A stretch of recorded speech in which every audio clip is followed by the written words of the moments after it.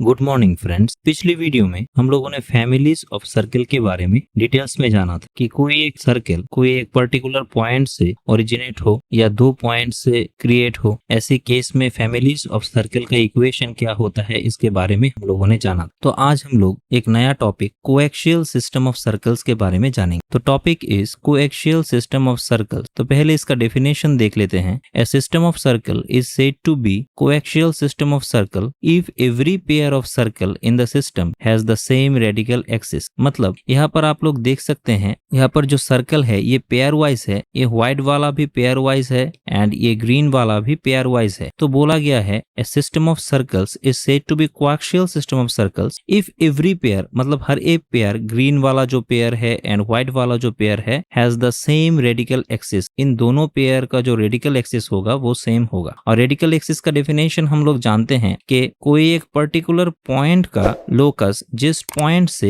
इन दोनों सर्कल के ऊपर जो टेंजेंट का लेंथ होगा वो इक्वल हो जाएगा। तो आशा करता हूं समझ गए होंगे। ये तो था कोएक्सियल सिस्टम ऑफ सर्कल का डेफिनेशन। अब ये क्यों आया या इसका यूज क्या है या इसका नेसेसिटी क्या है, ये थोड़ा सा जान लेते हैं। पिछले दिन हम लोगों ने पेयर ऑफ सर्कल्स के बारे में जाना था और तब हम लोगों ने देखा था कि पेयर ऑफ सर्कल कोई एक पर्टिकुलर पॉइंट या टू पॉइंट के थ्रू क्रिएट होता है। जब कोई दो सर्कल एक दूसरे को ऐसे इंटरसेक्ट करे तो उस इंटरसेक्टिंग पॉइंट में से ऐसे फैमिलीज ऑफ सर्कल क्रिएट होता है। या जब कोई एक सर्कल या कोई एक लाइन एक दूसरे को ऐसे इंटरसेक्ट करे तो जो इंटरसेक्टिंग पॉइंट आते हैं इनमें से, इन दोनों पॉइंट में से ऐसे फैमिलीज ऑफ सर्कल आप लोग बना सकते हैं। या कोई एक पर्टिकुलर पॉइंट ऐसे दिया गया हो तो वहां से फैमिलीज ऑफ सर्कल को ऐसे बनाया जा सकता है। ऐसे डिफरेंट कंडीशंस में हम लोगों ने फैमिलीज ऑफ सर्कल को देखा था। लेकिन अगर दो सर्कल एक दूसरे के साथ डिसजॉइंट हो, ऐसा आप लोग यहाँ से देख सकते हैं, एक सर्कल दूसरे सर्कल के साथ पूरा डिसजॉइंट है, मतलब यहाँ पर कोई पॉइंट नहीं है। तो इन केस में आप लोग फैमिलीज ऑफ सर्कल को कैसे डिफाइन करेंगे? यहाँ पर कोई पर्टिकुलर पॉइंट नहीं है, कोई पर्टिकुलर मीडियम नहीं है जिसके थ्रू आप लोग इन दोनों सर्कल को या फैमिलीज ऑफ सर्कल को रिप्रेजेंट कर सकते। तो to solve this obstacles coaxial system of circle का जो कॉन्सेप्ट ये आया। मतलब यहाँ से हम लोग देख सकते हैं, अगर पेयर ऑफ सर्कल्स या families of pair of circles disjoint position पर हो तो यहाँ पर कोई एक रेडिकल एक्सिस को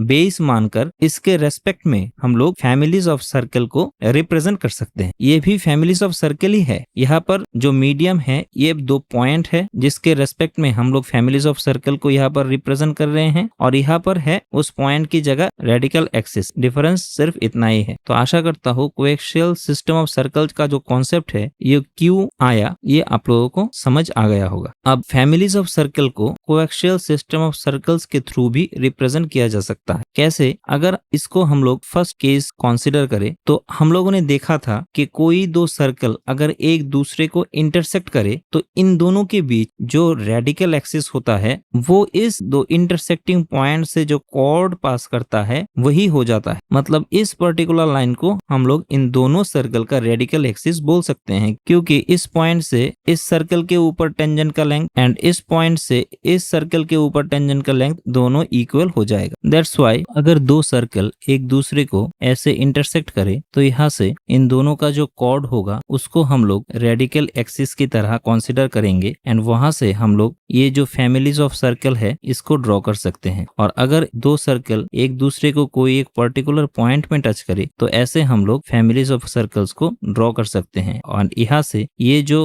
लाइन है इसे हम लोग रेडिकल एक्सिस की तरह कंसीडर करेंगे। मतलब अगर दो सर्कल एक दूसरे के साथ डिसजॉइंट हो तब भी रेडिकल एक्सिस के थ्रू हम लोग कोएक्सियल सिस्टम ऑफ सर्कल को रिप्रेजेंट कर सकते हैं। अगर दो सर्कल एक दूसरे को इंटरसेक्ट करे या टच करे उन दोनों केस में भी हम लोग रेडिकल एक्सिस के through coaxial system of circles को रिप्रेजेंट कर सकते हैं। ये हम लोगों ने देख लिया एंड कोएक्सियल सिस्टम का नेसेसिटी क्या है, क्यों ये आया, ये भी हम लोगों ने जान लिया। अब कोएक्सियल सिस्टम ऑफ सर्कल्स को और एक दो तरह से भी लिखा जा सकता है, ये भी थोड़ा सा देख लेते हैं। तो इसको हम लोग अगर नोट की तरह ले लें तो फर्स्ट नोट ऐसा है, the line joining centre of two circle is perpendicular to their radical axis. मतलब the centre of all circles of coaxial system lie on the straight line which is perpendicular to the common radical axis. मतलब इस coaxial system को अगर हम consider करें, इन pair of circle का centre अगर हम लोग यहाँ पर ऐसा ले लें, ये दोनों सेंटर वो स्ट्रेट लाइन पर लाई करता है जो स्ट्रेट लाइन रेडिकल एक्सिस के साथ परपेंडिकुलर है, यही यहाँ पर बोला गया है। और ये बात सच भी है क्योंकि इसको अगर हम ऐसे S1 ले ले इस सर्कल का इक्वेशन एंड सेकंड सर्कल का इक्वेशन अगर S2 इक्वल्स टू 0 ले ले, जहां पर S1 का इक्वेशन दिया गया है x square plus y square plus 2g1x plus 2f1y plus c1 equals to 0 and S2 circle का इक्वेशन मान लेते हैं दिया गया है x square plus y square plus 2g2x plus 2f2y plus c2 equals to 0। तो इन दोनों जनरल केस ऑफ सर्कल में पहले वाले का जो सेंटर का कोऑर्डिनेट हो जाएगा वो होगा -g1 minus f1 and second वाले के सेंटर का जो कोऑर्डिनेट होगा वो हो जाएगा -g2 माइनस f2। तो इसे अगर c1 एंड इसे अगर c2 दे दे तो ये हो जाएगा c1 का कोऑर्डिनेट एंड दिस इज हो जाएगा c2 का कोऑर्डिनेट। अब इस रेडिकल एक्सिस पर इस पॉइंट को अगर p दे दे तो इस पॉइंट का जो लोकस है वही तो रेडिकल एक्सिस है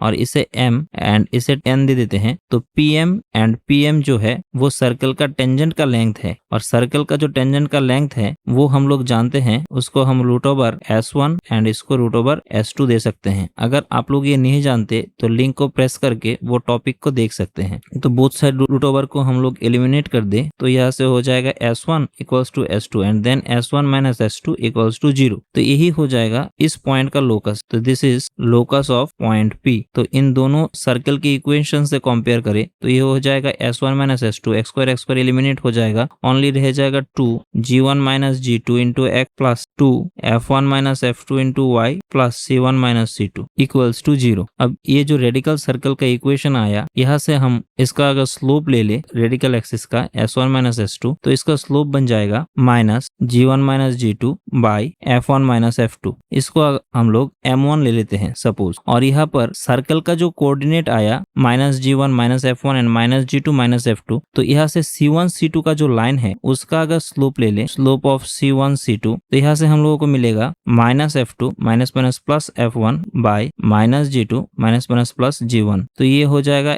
f1 minus f2 by g1 minus g2। इसे हम लोग m2 ले लेते हैं से। अब m1 इंटू m2 अगर हम लोग करें तो इसे लिख सकते हैं माइनस ऑफ m1 का वैल्यू लिख लेते हैं g1 minus g2 by f1 minus f2 into f1 minus f2 by g1 minus g2। तो ये दोनों कैंसिल आउट हो जाएगा और रह जाएगा ओनली -1। तो अगर दोनों स्लोप का मल्टीपल -1 के बराबर हो तो हम लोग जानते हैं ये दोनों लाइन जो है एक दूसरे के साथ परपेंडिकुलर हो जाता है। तो यहाँ से प्रूफ हो जाता है ये स्टेटमेंट कि the line joining the centre of two circle perpendicular to the radical axis, क्योंकि सिंस ये c1 एंड c2 इस लाइन के ऊपर सिचुएटेड है and since this line is perpendicular to the radical axis, hence the proof. Second note is circle passing through two fixed point P and Q form an coaxial system of circle because each pair of circles has same radical axis। मतलब यहाँ पर इस diagram को consider करें and in दोनों point को P and Q ले ले। तो हम लोगों ने बोला था कि कोई दो सर्कल अगर एक दूसरे को इंटरसेक्ट करे तो उन दोनों के बीच जो कॉमन कॉर्ड होता है उसी को ही हम उन दोनों सर्कल का रेडिकल एक्सिस मानते हैं। और मान लेते हैं ये जो रेडिकल एक्सिस है ये इन दोनों सर्कल का इंटरसेक्टिंग पॉइंट पी क्यू से पास कर रहा है। तो यही बोला गया है कि circle passing through two fix point P and Q form a coaxial system of circles. मतलब ये पी क्यू पॉइंट से पास करने वाला जो रेडिकल एक्सिस है इसे बेस मानकर अगर हम लोग कोई पेयर ऑफ सर्कल्स ड्रॉ करें तो each pair of circle has same radical axis. मतलब इन दोनों को अगर एक पेयर हम लोग ले ले एंड इन दोनों को अगर दूसरा पेयर ले ले तो हर एक पेयर के लिए सेम रेडिकल एक्सिस हो जाएगा। ये डेफिनेशन में भी हम लोगों ने बोला था दूसरी तरीके से। अब थर्ड नोट ऐसा है, if the equation of member of coaxial system s equals to 0 and common radical axis l equals to 0 then equation of family of coaxial system of circle is s plus lambda l equals to 0। मतलब यहाँ से कोई एक अगर circle ले ले ऐसा और ऐसे एक लाइन हम लोग कंसीडर करें जिसको हम बाद में रेडिकल एक्सिस कंसीडर करेंगे। इस सर्कल का जो इक्वेशन है इसको मान लेते हैं s इक्वल्स टू 0 एंड इस लाइन का जो इक्वेशन है इसको मान लेते हैं l इक्वल्स टू 0। तो ये दोनों इंटरसेक्टिंग पॉइंट क्रिएट होंगे। Through this intersecting point we can draw family of coaxial system of circles in such that ये जो पेयर ऑफ सर्कल होगा ईच ऑफ पेयर का common radical axis L equals to 0 हो जाएगा। इसको अगर एक पेयर हम लोग ऐसा ले ले, इन दोनों को अगर एक पेयर ले ले तो हम लोग देख सकते हैं इन दोनों पेयर का जो रेडिकल एक्सिस है वो सेम है और ये दोनों पेयर इन दोनों पर्टिकुलर इंटरसेक्टिंग पॉइंट से पास करता है। जो दो पर्टिकुलर इंटरसेक्टिंग पॉइंट, ये जो सर्कल जिसका equation S equals to 0 and ये जो लाइन L इक्वल्स टू 0 जो रेडिकल एक्सिस भी है, इन दोनों के इंटरसेक्शन से क्रिएट हुआ है। यही नोड 3 का इंटरफेरेंस है। तो इसको हम लोग ऐसे भी लिख सकते हैं S plus lambda into S1 minus S2 equals to 0, क्योंकि हम लोग जानते हैं कोई दो इंटरसेक्टिंग सर्कल, इसको अगर S1 इक्वल्स टू 0 एंड इसको अगर S2 इक्वल्स टू 0 दे दे तो S1 minus S2 equals to 0 करे तो इन दोनों के बीच जो कॉमन कॉर्ड होगा, यहाँ पर हम लोग कॉमन कॉर्ड नहीं बोलेंगे, जो कॉमन रेडिकल एक्सिस होगा उसे डिनोट करता है। मतलब सेकंड जो पिक्चर है, यहाँ से आप लोग देख सकते हैं एक को अगर S1 इक्वल्स टू 0, दूसरे को अगर S2 इक्वल्स टू 0 ले ले तो मिडिल वाला जो रेडिकल एक्सिस होगा वो उसका equation S1 minus S2 equals to 0 होगा। एंड इन दैट केस इस वाले सर्कल को अगर हम S इक्वल्स टू 0 ले ले और तो ये सर्कल एंड ये लाइन मिलकर S प्लस लैम्डा L ऐसे families of coaxial system create करेंगे, जिस L का इक्वेशन हम लोग S प्लस L की जगह S1 minus S2 equals to 0 ऐसा लिख सकते हैं। तो आशा करता हूँ यहाँ पर आप लोग समझ गए होंगे। तो यहाँ पर दो इक्वेशन, एक ऐसा एंड दूसरा ऐसा, इन दोनों तरीके से लिखा जा सकता है। तो अब कोएक्सियल सिस्टम ऑफ सर्कल्स के ऊपर एक प्रॉब्लम देख लेते हैं तो और अच्छी तरह से समझ आ जाएगा। तो question is the equation of a circle which is coaxial with circles 2x square plus 2y square minus 2x plus 6y minus 3 equals to 0।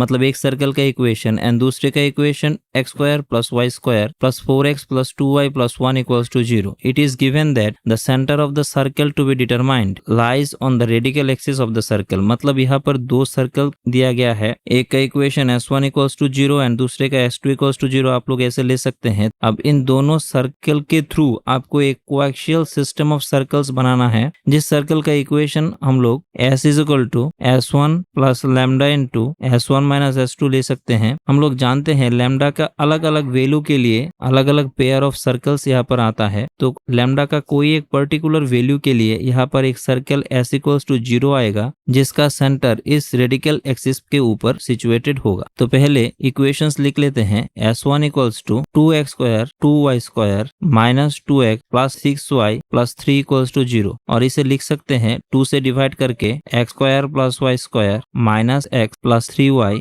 Minus 3/2 equals to 0। S2 का इक्वेशन दिया गया है x square plus y square plus 4x plus 2y plus 1 equals to 0। अब यहाँ से radical axis का जो equation आ जाएगा ये होगा S1 minus S2 equals to 0। तो अगर कैलकुलेशन करें तो ये आ जाएगा 10x minus 2y plus 5 equals to 0। आप लोग यहाँ से कैलकुलेट करके देख सकते हैं। तो ये जो वैल्यू आया, इन सबको अगर अपने अपने रेस्पेक्टिव प्लेस में इक्वेशन 1 के जगह पर बिठा दे तो आ जाएगा S equals to x square plus y square minus x plus 3y minus 3/2 plus lambda into 10x minus 2y plus 5 equals to 0। तो अब यहाँ से लिख सकते हैं x square plus y square minus 1 minus 10 lambda x plus 3 minus 2 lambda y plus 5 lambda minus 3/2 equals to 0। अब यहाँ पर एक बात बोला गया है, ये जो कोएक्सियल सर्कल का इक्वेशन आया, इस सर्कल का जो सेंटर होगा वो सेंटर इस रेडिकल एक्सिस के ऊपर सिचुएटेड होगा। तो इस सर्कल का जो सेंटर होगा उसे हम लोग लिख सकते हैं, अगर जनरल इक्वेशन के साथ कंपेयर करें, x square plus y square plus 2gx plus 2fy plus c equals to 0 के साथ, तो यहाँ से सेंटर पॉइंट हो जाता है माइनस g माइनस f। तो यहाँ से इन दोनों को कंपेयर करें तो g इक्वल्स टू हो जाएगा माइनस 1 माइनस 10 लैम्डा बाई 2